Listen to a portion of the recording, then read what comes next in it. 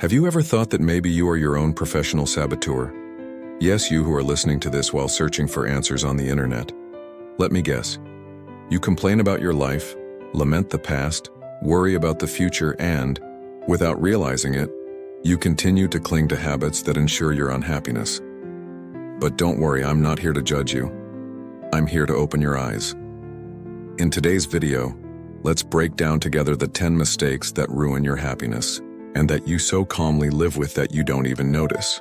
As the sages of Stoic philosophy say, suffering does not come from what happens, but from how you choose to face it.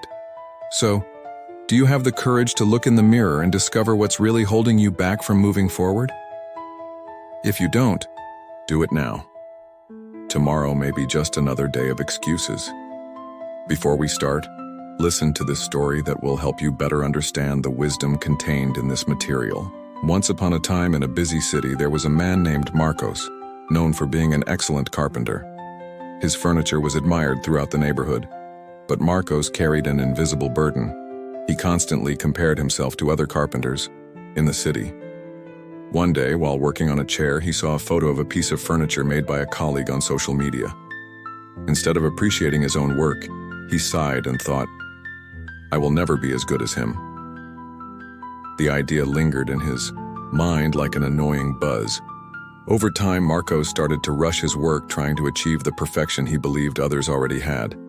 But the more he tried, the more dissatisfied he became, and he began to make small mistakes. One afternoon, his friend Raul passed by the workshop and noticed his tense face. He asked, "What worries you so much?" Marcos replied with a sigh, "I'm not good enough." Raul remained silent for a moment and then pointed to one of the tables Marcos had finished months ago. He said, "This table has withstood laughter, meals, and memories in my house. I never thought it was poorly made. You see your mistakes because you're looking for flaws, but others only see your talent." These words resonated with Marcos. That night he realized that he had been carrying an invisible mistake for a long time. He had forgotten to value what he did.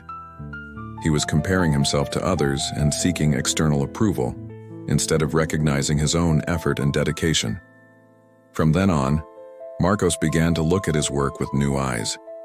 He didn't stop improving, but now he did it by enjoying the process, not through comparison.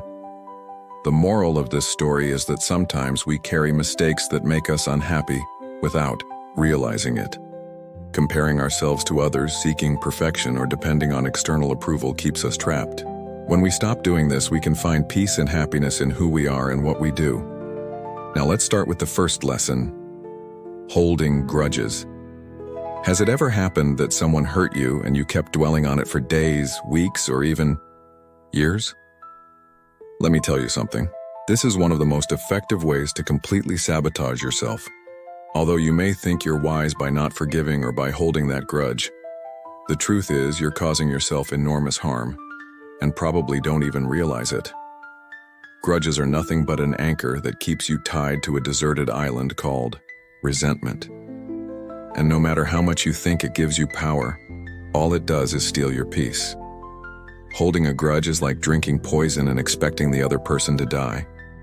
It sounds ridiculous, doesn't it? But that's how we often behave. You cling to something that hurt you.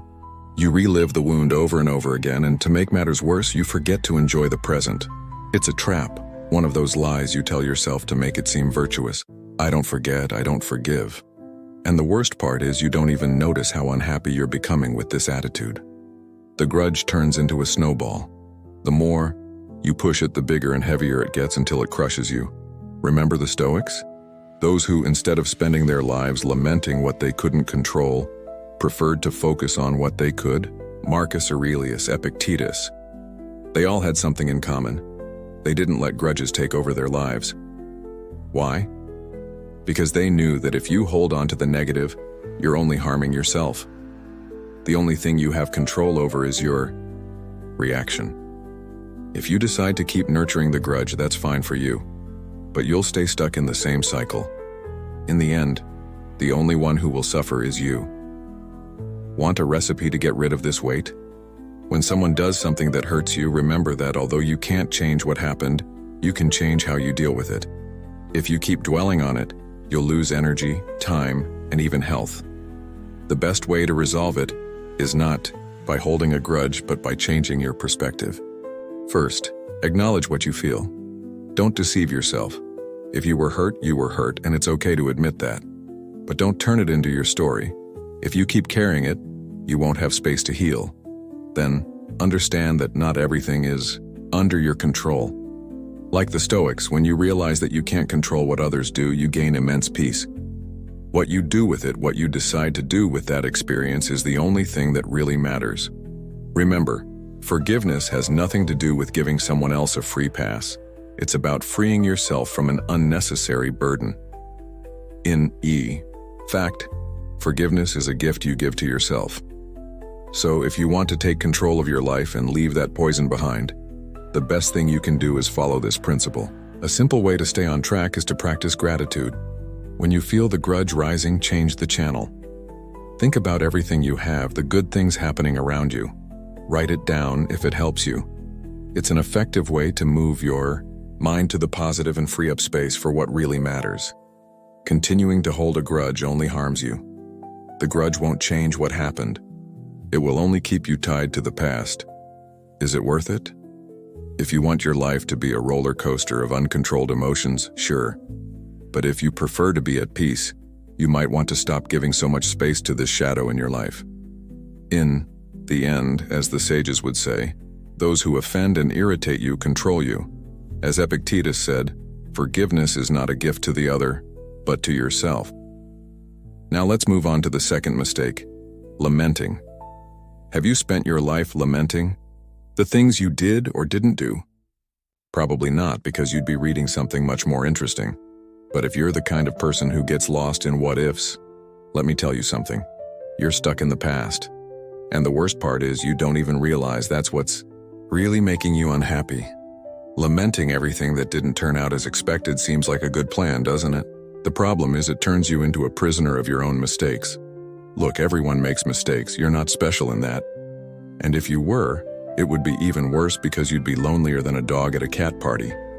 But what really makes a difference is how we react to mistakes. If you keep thinking about what you did wrong, how you could have done better, or what you lost, it's like looking at an old map hoping to find a way when you're not even in that place anymore.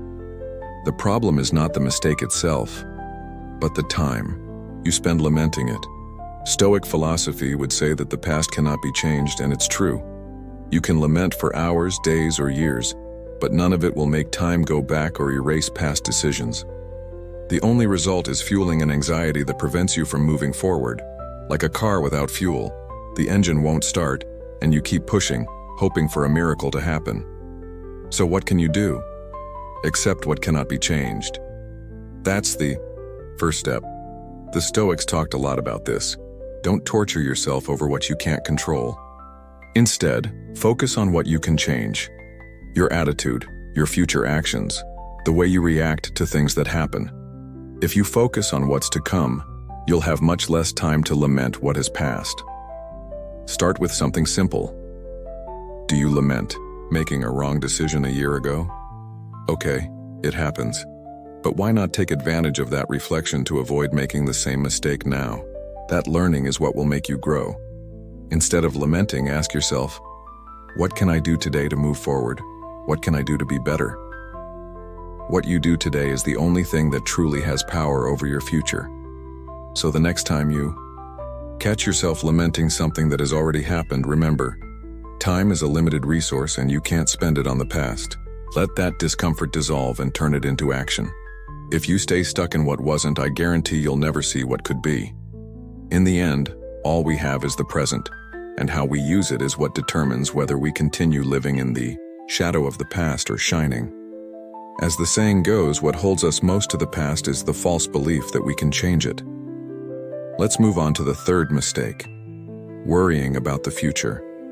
Sometimes we spend our lives looking to the future as if we had a crystal ball in our hands, believing we can predict everything, as if our destiny were written. What hasn't arrived yet is the mistake that it's not about throwing yourself into the void without thinking about the consequences, but about not getting stuck in an endless spiral of what-ifs. The future is full of unknowns, and although we like to believe we have control over the truth, we have no idea what's to come.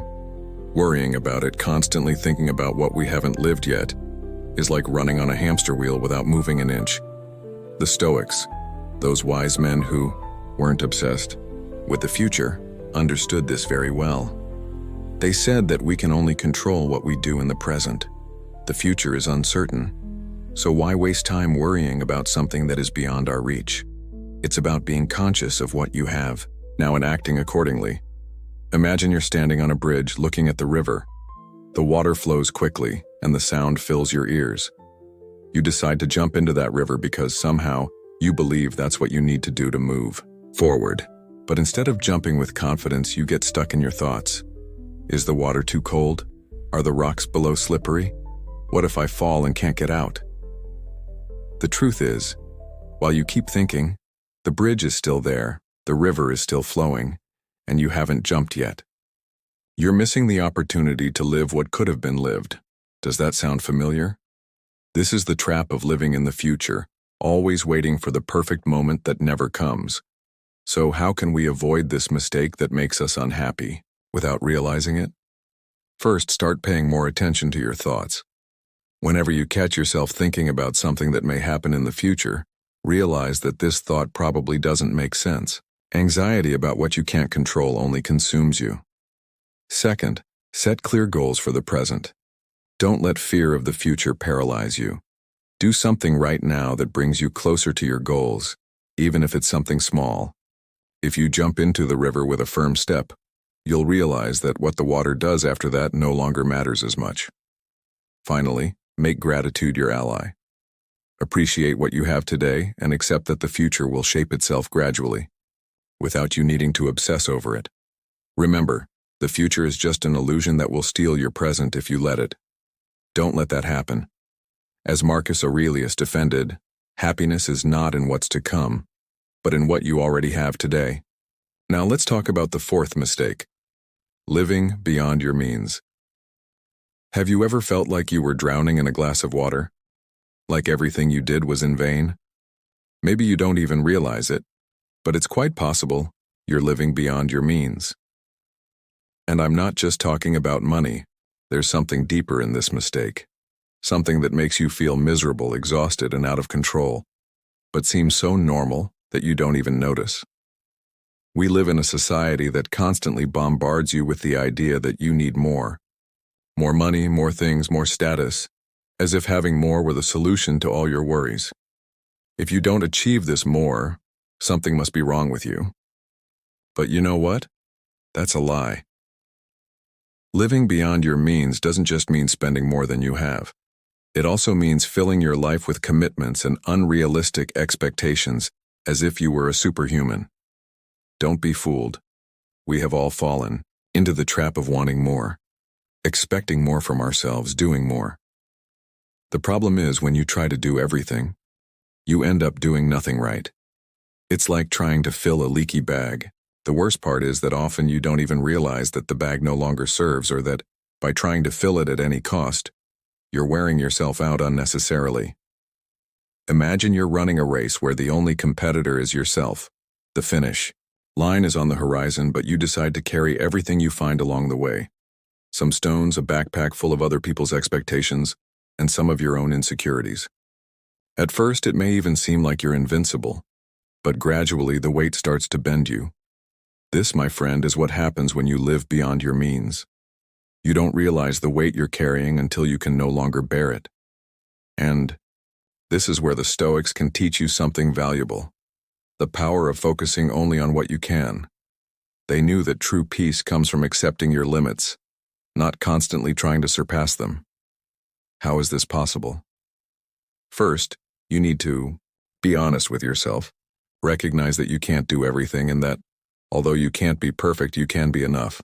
It's a change in mindset, a step back to then move forward more clearly. It's not about being pessimistic or resigning yourself to mediocrity. On the contrary, it's about being realistic. Think of your life as a car. You can't put an airplane engine in it if the rest of the vehicle isn't prepared for it. So what to do? Accept that speed isn't everything. Make more conscious decisions that involve doing fewer things, but doing them better. Evaluate your priorities. What really matters to you? Where can you dedicate your time in a way that fills you up instead of consuming you? Make a list of what drains your energy and start eliminating those things. Saying no to certain commitments doesn't make you smaller, but wiser. Find balance, as the Stoics teach us. Peace comes from moderation. You don't need to be a superhero, you just need to be yourself. Often, success isn't about doing more, but about doing well what is within your reach. Practice gratitude and value what you already have, instead of chasing what you can't reach.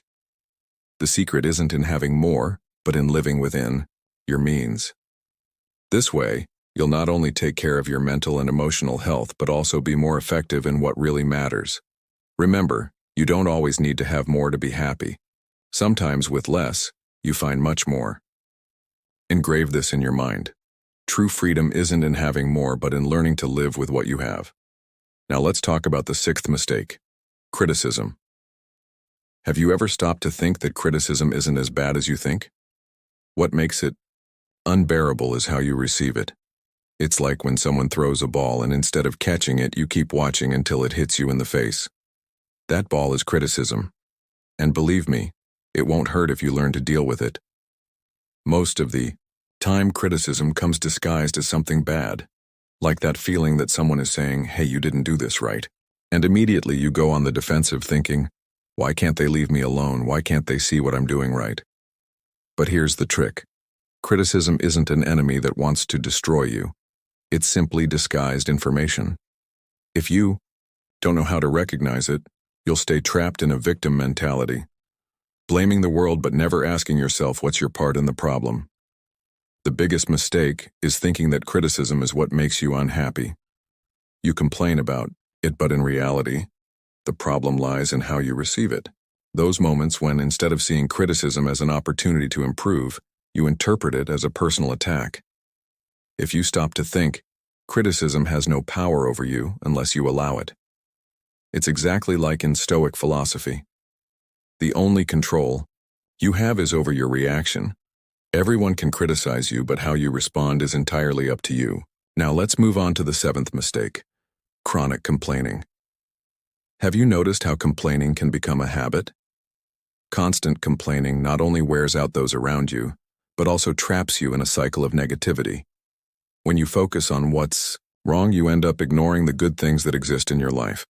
Stoic philosophy teaches us that instead of complaining, we should focus on practical actions. Ask yourself, what can I do to change this situation? Instead of wasting energy lamenting, use it to find solutions. Transformation begins when you decide to no longer be a victim of circumstances, but an active agent of your life. Next, let's talk about dependency on addictions. Often, addictions are an escape, a way to avoid facing real problems.